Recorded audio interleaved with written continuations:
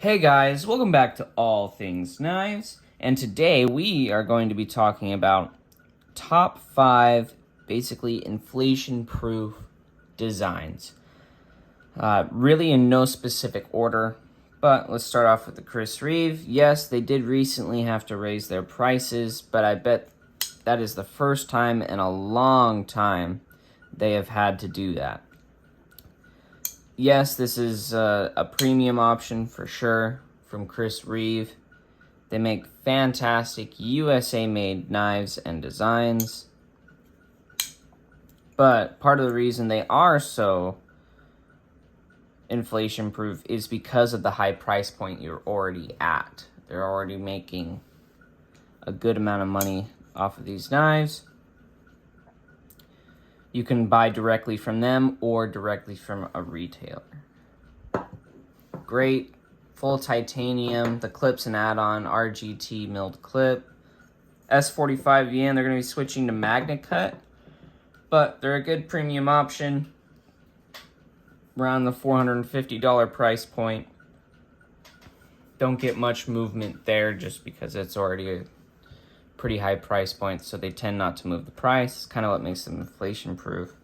Next is the Kershaw Leak. These are right now $60 at Walmart. They have 14C 28N blade steel, but these guys are inflation proof because they're already a really good value. It's so that if they do go up in price, it's still a good deal. You know, you're still getting a good value. I mean, this design is iconic too. A ton of guys use them. A lot of blue collar guys because they get them from the Snap-on trucks. So again, another kind of inflation-proof knife because it's a classic design with good value materials that are pretty cheap. So even if the price does go up on this guy, it won't go up by much. Secondly is the SKIL City line in K390. I view this one as kind of inflation proof because of the value you're getting. The price that you're paying is the $130 range, but you're getting FRN and K390 steel. This is like a Honda Civic with a Corvette engine thrown into it.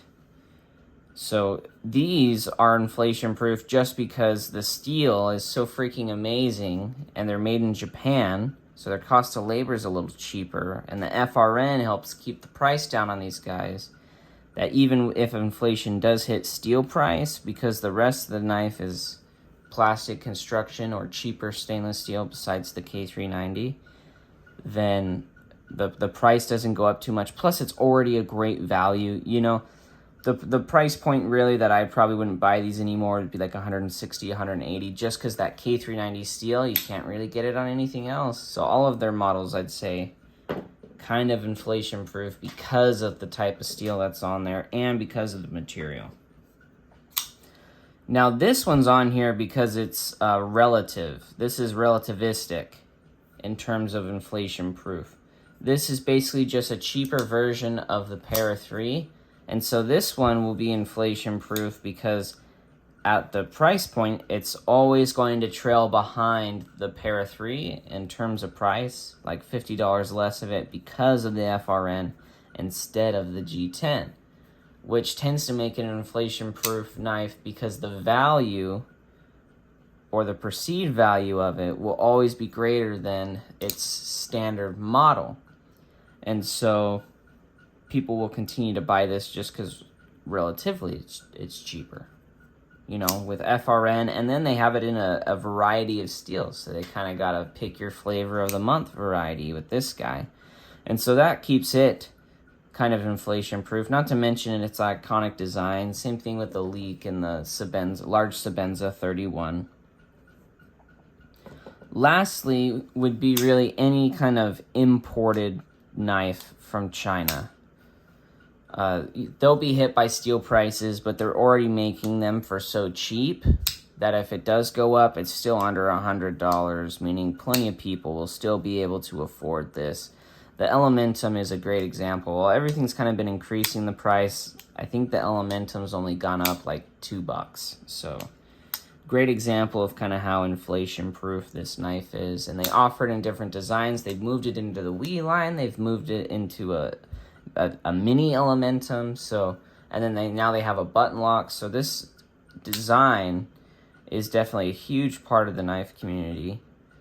It is an imported design, but because of where it's made, kind of inflation-proof, just because the labor and the cost of everything there is a lot cheaper. Now I'm going to throw in an option 6. This is kind of a wild card, but this is another import, but imported from Switzerland. And so this guy, they make so many of them. They stamp out the blades. I think they do a lot of the stuff in-house, which is why it's so cheap. But they're also using budget materials. And they have a well-established factory, which is another reason the cost is so low on these guys, is the fact that they have a well-established factory using a cheap stainless steel. But yes, these are cheap. Like, you can get this Super Tinker for like 30 bucks.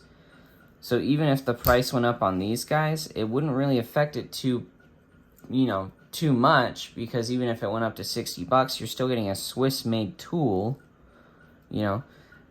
that is great quality. It has a warranty. I mean, and Victorinox is like, when you imagine a multi-tool, like when non-knife people imagine a multi-tool, they imagine, or a knife in general, they imagine a Swiss Army knife. So again, another iconic design, but because they're mass-produced and they're pretty cheap, they're pretty resistant to inflation. Like, I bought this for 30 bucks, and it's Swiss-made.